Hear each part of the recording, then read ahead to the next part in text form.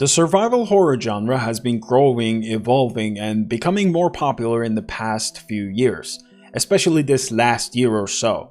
With the growing popularity of retro horror titles from back in the day, developers have been trying to imitate that old feeling while giving it a modernized facelift and contemporary gameplay mechanics. The Fear Business is a survival horror game developed by Celebi, who you may know as the developer behind two other similar titles, Cannibal Abduction and The Night of the Scissors. Much like those two games, the Fear Business features fixed camera angles, puzzles, claustrophobic locations, exploration, and a stalker enemy who viciously chases you around. It's about a freelancer journalist's investigation into dozens of missing person cases rumored to be connected to a satanic cult operating somewhere in the city. Using her VHS camera to interview a handful of people around the local inn, she is approached by a stranger who offers to take her to where this satanic cult is. She accepts the offer and makes her way to Solomon Manor, using the side door to enter. After going inside and recording proof of a satanic ritual, Sarah quickly realizes that she's now trapped in this manor and she's not alone. Playing from a classic fixed camera angle, the Fear Business features all the well-known elements of the survival horror genre.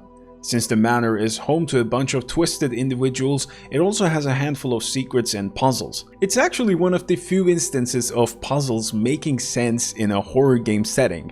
You don't stop and find yourself questioning why would anybody have these puzzles in their own house.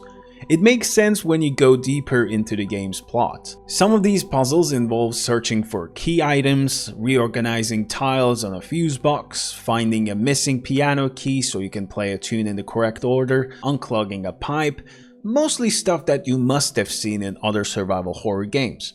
They're not overly intricate, but they're not too simple either. A good middle ground leaning a bit more on simplicity, I'd say. When it comes to survival mechanics, it's important to note that the game only has one enemy. It's a horrifying figure named the Goat Face. As you can guess, it's a humanoid creature with a goat head. It's a stalker type enemy, meaning it constantly roams around the place looking for you. Its unpredictable nature makes it so that you never know where it could come from and start chasing you. You gotta listen to its footsteps and watch out for the glitching effects on the screen. When you notice either of them happening, get ready to face the creature or hide somewhere safe. While the game doesn't have straight up combat, it does let you stun the creature for a brief second using single-use wooden sticks or metal pipes you find around the place. The creature is pretty fast though, so you gotta quickly run away if you do end up choosing to stun it. When you lose line of sight, you can hide in a nearby hiding place, which is either a closet or a bathtub. The manor that the game takes place in is like a big puzzle with smaller puzzles sprinkled in each room. While navigating around might seem a bit overwhelming at first, it's definitely not the biggest manor that I've encountered in a horror game. The rooms are very well designed, all featuring distinct details helping the player distinguish each location and remembering what was where.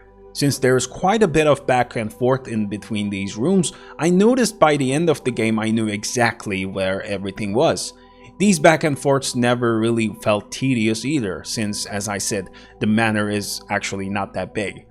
In some certain rooms you find these satanic candles, which are your save points. There are no safe rooms in this game, so you should make sure to only blow out these candles when you're sure that the goat face isn't around. They're single use only, and there is only a handful of them, so use them wisely, because when you die, you have to start from the last save point, which could mean losing meaningful progress. At this point, pretty much all the features that I highlighted are things you know from other similar titles. While yes, the Fear Business doesn't really put anything new on the table, it instead surpasses those other similar titles with its presentation.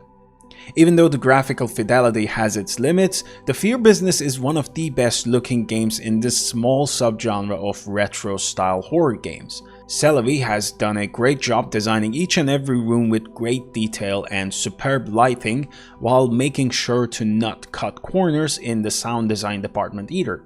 The overall presentation is just good. It feels premium and deeply thought out. It's not riddled with cliches, trashy scenes, cheap jump scares, nonsensical gore. None of those prominent indie horror features are here, which distinguishes the Fear Business from other titles that you could compare it to.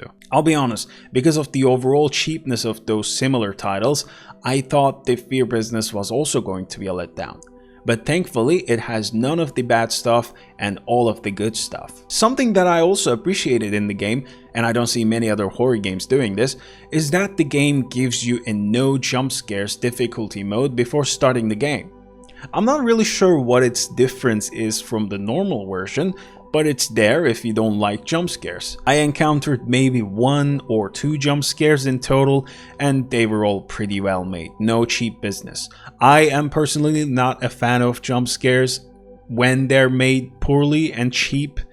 Most horror games unfortunately suffer from this problem these days. I play a lot of them, and a lot of them just feature nonsensical jump scares that are only put there to jump scare you. Personally, they just take me out of the immersion, which is the most important thing in a horror game, in my opinion. Immersion, so you can immerse yourself in the experience and get scared. I think cheap jump scares like those just take me out of the experience, and thankfully the Fear Business has none of those cheap jump scares. It has a couple of them, but they're actually like really good. Overall, I enjoyed the Fear Business way more than I thought, and I would easily recommend it and even put it in my top 10 list for this year. I was pleasantly surprised by its atmosphere, gameplay mechanics, and an elegantly presented tale of satanic terror. You can find a link to the game in the description below. If you do end up playing the game, please let me know what you think. Thank you all for watching this review. Feel free to comment below what you thought of it, and make sure to like and subscribe if you enjoyed the video. I will see you on the next one.